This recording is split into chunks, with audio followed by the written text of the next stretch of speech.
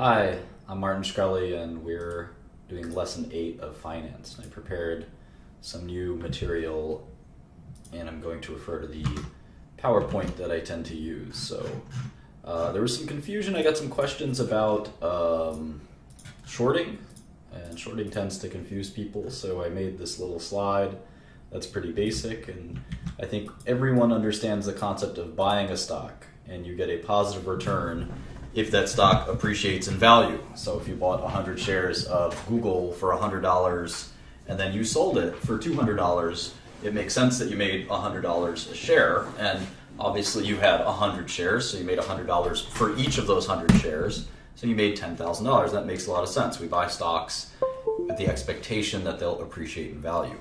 With shorting, it works the other way around. We actually sell the stock first, and that's something that is, I think, a lot of pretty complicated to people. That's some concept that is a little frustrating, and I think that's one of the reasons people tend to avoid or not understand short selling. I think even professional investors don't really understand how short selling works on many levels. But when you short a stock, you actually have to borrow.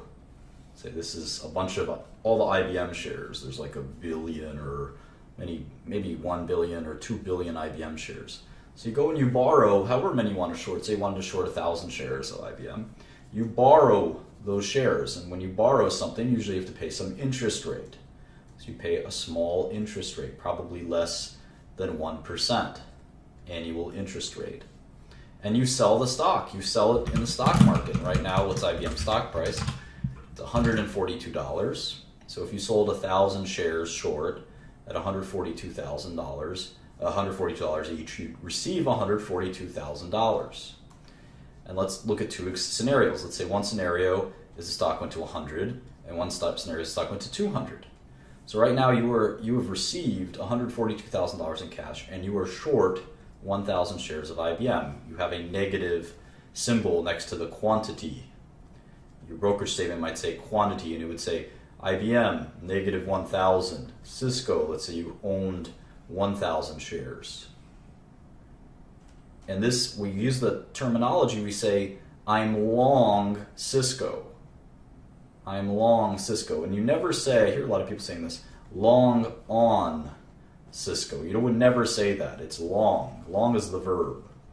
And it doesn't take an argument. So it's, I'm long Cisco, or we're long Cisco, or something like that.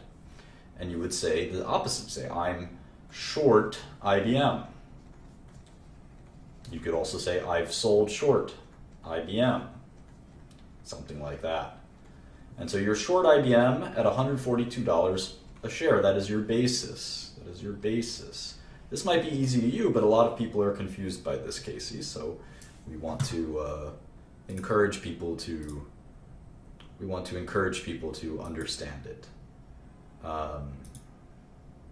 So in any event, please just block or time out anyone who doesn't comply with the rules of the chat.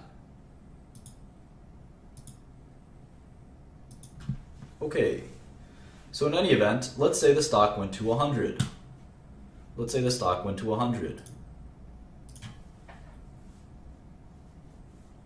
You'd make money because you shorted it at 142. In fact, you'd make $42 a share.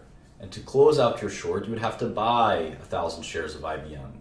And then you can return the shares that you borrowed back to their original owner. And you'd have to pay a small interest fee, which is hopefully so small that it wouldn't matter.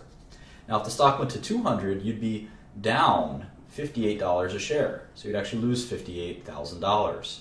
And eventually you might decide to close out your trade. The same way if you bought a stock like Cisco for $50 and it went to $20, you might say, you know what, I've lost enough, I want out. You might also double down, who knows. Anyway, that's sort of the sort of nature of it.